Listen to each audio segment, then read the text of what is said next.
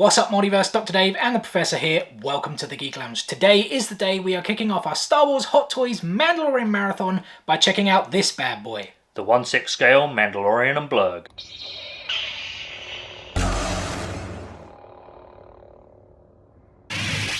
Here we go then, guys. TMS 046, the Mandalorian and Blurrg. We'll give you guys the usual shots of the box, the art insert, etc, etc. But we are going to try things a little bit differently here today because we have invested in a light box. Sadly, it only arrived late yesterday afternoon, so I haven't had too much time to play around with the settings on my camera, but hopefully the footage will come out pretty good for you guys. We just feel it will allow us to showcase the figure and the accessories in a bit more detail. And we'd be very interested to know your guys' thoughts if you prefer this style today with the light box, or if you do prefer the usual videos that we've done where we have the Geek Lounge in the background. As we said earlier, we do feel that the light box will allow us to showcase the figure and the accessories in a bit more detail. Speaking of which, so as always, we will start with the base, and the detail on this thing is pretty insane. Like when you picked it up, Yeah, I really expected it to be heavy. I expected it to be like one of the statue bases. Yeah. Like the polystone kind of thing. But yeah, it's obviously very, very light. Like all the texture, we got the two studs. Is studs the right word? Yeah, I think so. What to sit the Blurrg into. Yeah, that's the thing. The Blurrg actually goes into there. And we assume the Mandalorian himself kind of stands here if you're going to have him stand next to the Blurrg. But there's no other... Yeah, there's no kind of stand that comes with like the normal figure sort of thing. And nothing on the bottom, but just plastic, if you guys can kind of hear it. So yeah, something that looks heavy, but certainly is light. And like I said, all the texture there, very, very cool. All the rock. Yeah, I think a pretty cool base. Yeah, it looks really good. Then, of course, we have all the different hand molds. We actually have 4 here, 2 on the figure already, and 3 there, as you guys can see. And here is 1. You guys can see it a little bit closer up. I think just 2 trigger fingers and 2 kind of fist bump hands. So then we have 2 tiny accessories here. We've got the thermal detonator. I think tiny is a bit of an understatement, to be honest. Nope. It looks like a Lego stud almost, right? But yeah, it does a little bit, yeah. That's kind of the best I can get it, but yeah, little red thermal detonator. I think it goes in the belt, same as the other one, the deluxe version that we showed off. When did we show that off? A couple of weeks ago? Yeah, I think so. And then you were telling me what this is. I've already forgotten. It's like the tracking fob. Oh yeah, they're issued to to find bounties. Or yeah, something like that, isn't it? Yeah, some pretty. Actually, I think that's the front bit, isn't it? Yeah, I think so. I mean, it probably is fairly accurate to what's in the show, I guess. There's not really too much more detail they could obviously put on it. So. And again, like just this little tiny thing that fixes, I think, to the belt, right? Yeah, it just slots in. And then we have these 2 effect pieces. Yeah, is that a good word? Effect accessories that kind of clip onto the Mandalorian van braces. So you've got like the flamethrower piece coming out of the... Always nice detail. I mean, it's exactly the same, I assume, anyway, as the deluxe it looks version. Very, very similar. I would imagine it's probably similar to most of the other effects they've probably produced in like the Boba Fett figures and stuff. But really nice detail on it, how they've got the colouring there inside. And if I just actually flip it around for you guys, there you can see how it kind of clips in, like into the Professor said, into the van brace. And then at the back there, we also have, is this like... I guess it's like a grapple. Yeah. Is that what you call it? Kind of shooting out. We know he uses it a few times. I think it doesn't want to go into focus because it's still trying to get on the piece of flame. There we go, if that's a bit better for you guys. Quite flimsy. I reckon it could break quite easily if you applied a bit of force. But yeah, again, I think this also came with the deluxe one, didn't it? If I recall. Or maybe it was a different figure. It might have been the Boba Fett it could have arena been. suit. I think he had something like that. Yeah, but again, nice little accessory to kind of fit and do a different pose. And we also have some armour and weaponry. Yeah, so the set comes with an interchangeable pauldron piece. So obviously, after he takes the first down payment from the what's his name, just the client. Yeah, the client. Obviously, he goes to the armour and she makes him the first Beskar piece, apart from his helmet, I guess. But, yeah. So yeah, that's really cool that they've added that, so you can swap it out for the one that comes on the figure, how he was in the very first. It's just like a Velcro episode. Yeah, just Velcro's on. There is some nice like dirt marks and the weathering. Yeah, they do a really good job with these in terms of the weathering and the detail on these things. And then Incredible. The blaster pistol as well. I think it's the same one that we've seen before, but yeah, I don't think he's changed his blaster, has he? In all the, but it almost kind of seems steampunkish to me a bit. Yeah, I guess it's because obviously most of the weapons in Star Wars have come from something, and they've had bits added to them. So they're like either real guns that they've added pieces to them, or. But yeah, nice. Like it kind of I think it's like a steampunk kind of western. Yeah, we know he's a big western fan. Yeah, Dave Filoni, and yeah, I just think the kind of detail on it really, really nice. Like so many tiny little pieces, just like very intricate, but. Yeah, that's what Hot Toys do, right? Yeah, exactly. Yeah, I think it'd actually be really cool to get like a life-size version of that. Yeah, like proper replica. Yeah. But if I had the choice of a full-scale replica, I think it would be this, like his rifle. What would you say it's actually called? I think is it an AMBAM rifle or AMBAM pulse rifle? I think it's technically a disintegrator. I saw him use it on the Jawas, and it's like an instant kill, right? Yeah, you were telling me, is it outlawed or something? Yeah, I think in terms of in-universe thing, I think those sort of weapons are generally outlawed, or at least were during the Republic era. Yeah. Not entirely sure if the Empire kept that kind of ruling up. But. Yeah, so it almost got like rainbow effect there on it. I'm just going to bring this up. Yeah, it actually is on there. I wondered if it was like the lighting.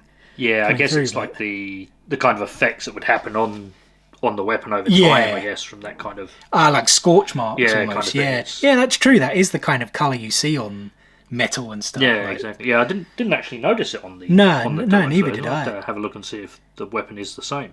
But you noticed something on this one as well, didn't you? That it's got a... You can actually open the compartment. Yeah, that's right, and put the bullet in it somewhere over here. I'm just going to have to do it off camera, though, because I actually can't remember where it was. Oh, there it is. So... if I bring it back in for you guys. So yeah, that part there actually opens and closes, and yeah, you can literally load one of the tiny like bullets that's in his bandolier. No, it's not really across his chest though. Actually, no, he does have one across his chest and one around his boot. And then the strap that can obviously attach. It's like that small piece that goes in. Yeah, even like the wood on the stock. Yeah, the stock. Such nice detail on it again. Yeah, I kind of feel with this light box these things do look a bit better. Yeah. Like I said, let us know in the comments section below, guys, if you prefer us showcasing it this way or the kind of old way with the Geek Lounge in the background. And then here is the figure himself, or at least the Mandalorian. We'll get to the Blurrg in just a second. Yeah, pre-Beskar. You were saying before you like actually really like this look. Yeah, I kind of when they. I didn't get the first release of this figure when it first came out, and I kind of regretted it because it then went like really up in price. Yeah. But yeah, there was just something about the original look, that pre-Beskar just kind of coming in from the desert sort of thing, that just something appealed to me about it. Yeah, I think if it wasn't for the helmet, this could almost very much look like a Western thing. Yeah. As we say, like just the whole theme of it, but yeah, just like such nice detail in it of obviously, pardon me, much more like weathered, like the armor pieces. Yeah, like obviously he's been in a fair few scrapes with that stuff. Obviously it shows up more than the Beskar. So does Beskar actually scratch? I can't. Don't think so. No. Not unless it's like severely damaged done or something. by another piece Dark of Beskar, Saber, maybe. Does that? Yeah, maybe. Yeah, because we obviously has that Beskar spear. In the newer figure, obviously from we got that midway towards the end of season 2. Kind of tired to remember, but I think this is also from the very first episode, right? Yeah, essentially, because obviously we can't really see it quite as well there, but the pauldron on the left shoulder is also kind of pre-Beskar, which is the first piece he got. Obviously, we talked about the piece earlier. That's the thing. That it's interchangeable. Yeah. So we'll obviously show that, change it, so you guys can see what we're talking about. But yeah, in terms of the rest of the figure, here's some other looks at it for you guys. I mean, we've got those bullets down there on the leg. Like, it's so crazy that these do actually pop out. Or do they not? Actually, maybe the leg ones don't. Is it? Yeah, I think it's the ones on the... just the belt and the bandolier. Yeah, I think the bandolier ones come out. Bandoliers do. And they go into the gun, which is like really, really crazy. Apologies there if I was actually blocking the shot with my arm. But yeah, these ones on the belt move out. But yeah, van braces, gloves... we've got the cape is longer, right? I'm I think it's longer than the deluxe figure. Maybe I can't really remember. Obviously, if he changes the cape out when he gets when he gets the jetpack or whatever. Yeah, true. Yeah, no Mandalorian term is, but no jetpack, as you guys can see. But that is the section I think where the rifle goes through, right? Yeah, you can poke it through the hole in the back of the cape and just kind of secure it there by that little magnet. But yeah, the cape itself, very cloth-like fabric, almost like a cleaning cloth kind of thing. Yeah. Weathered, tattered, holes in it. No like wire mesh or whatever that stuff is called, so you can't kind of have him like flowing in the wind sort of thing. Holster there for the pistol as well. And if we move his arm, there we go. You guys can kind of make that out there as well. Yeah, just so much detail on the figure. I think I agree. I think it is a like the pre-Beskar does still have this kind of cool sort of, I don't know a good word to describe it. But yeah, I was definitely really glad when I saw this was like being released and then or re-released technically with the Blurrg as well. It's like definitely something I had to get. And lastly, we have the Blurrg. Oh, we're a bit close there. There we go, guys. As you can see, our light box is a pretty decent size, but this thing is mammoth, right? I think 60 centimeters wide. Yeah, essentially. Maybe even a little bit more because it didn't fit. Yeah, the light box itself should be 60 by 60. So yeah, it doesn't fit fully long ways. So no, we might have to poke his tail out the back to give you guys close-ups, but yeah, the detail on this thing, absolutely insane. Yeah, that eye to me just looks so kind of real. I mean, the skin texture and everything on this thing just looks like it could be a real live animal. It's a little baby kind of dinosaur or something. Yeah, like the teeth, the mouth, the tongue. The nostrils. It's like fantastic job. I think it maybe, like, it's definitely up there in terms of the best things I've seen quality-wise from Hot Toys. The size of it. Again, it's not very heavy. It kind of looks heavy, but yeah, fairly light. And yeah, like you said, the skin texture just looks really good. The dots, I don't know, what is that term, like crevices in the skin, you know, yeah, like the skin folds, yeah, maybe, if that's the right word. And they got the harness and saddle. Yeah. Is it a saddle? Just look at that. Do the arms actually move? Maybe not. It kind of looks like there's a. Oh yeah. Like there's a thing there, so I thought maybe the arms could move. Do they? No, that feels fixed. Yeah. Maybe it's just the way they're moulded on. But yeah, the claws down there, even the little feet. Adjust it a little bit more there for you guys. Little dinosaur feet with a couple of claws there as well. And then here's the other side, but I guess it's kind of maybe not mirror image, but like a lot of the same detail. That pinkish skin tone on the face, the eye, the teeth. Again, the skin texture, black spots, skin folds, saddle. Yeah, I mean, yeah, obviously there's a lot of detail there on the saddle. Obviously, there's the wearing at the top. Yeah. Like the kind of levering effect on everything.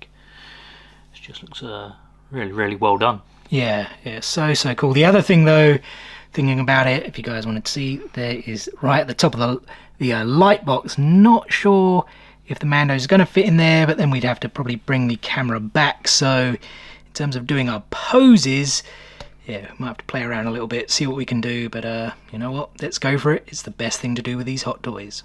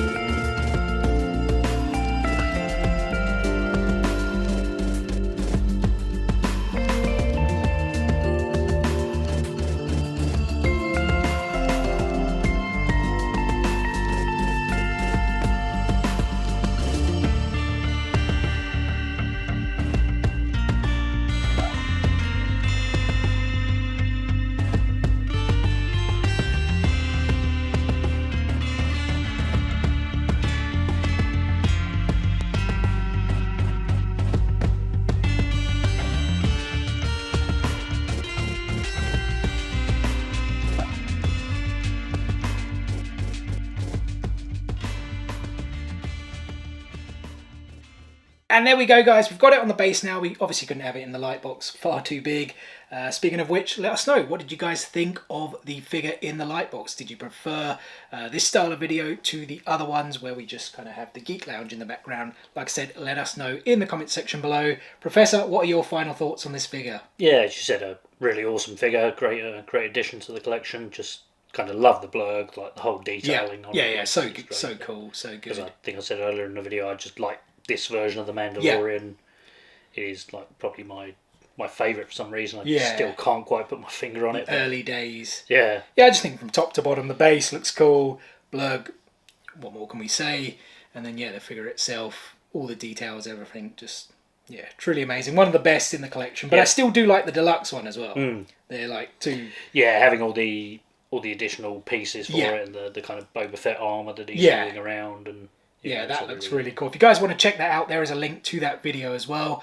But yeah, speaking of, that's going to do it for today's video. So first and foremost, thank you so much for taking a little bit of time out of your day to spend with us here on the Geek Lounge. It is very much appreciated. And we hope you guys did enjoy the video. If so, be sure to give it a thumbs up. Drop some other comments below. What do you guys think of this figure? And as always, we've got plenty more Star Wars content on the way for you guys. As we said, this kicks off our Star Wars Hot Toys Mandalorian Marathon, continuing next week when Season 3 finally drops on Disney Plus March 1st. We're going to be checking out the 1/4 scale Mandalorian and Grogu. We cannot wait to get into that one. And then every single Wednesday when a new Mandalorian episode drops, we're going to be dropping a video of our own checking out a Mandalorian hot toy. Obviously more Star Wars props, Lego, Star Wars Celebration, not too far away now. Can't wait. Yeah, cannot wait.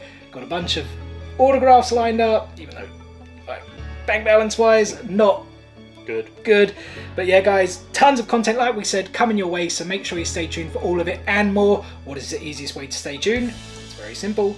Subscribe. Hit click, smash that subscribe button and enable those notifications so you don't miss out on any of that future content. Guys, thanks again for watching today's video. And we'll see you on the next one. Peace out, nerds.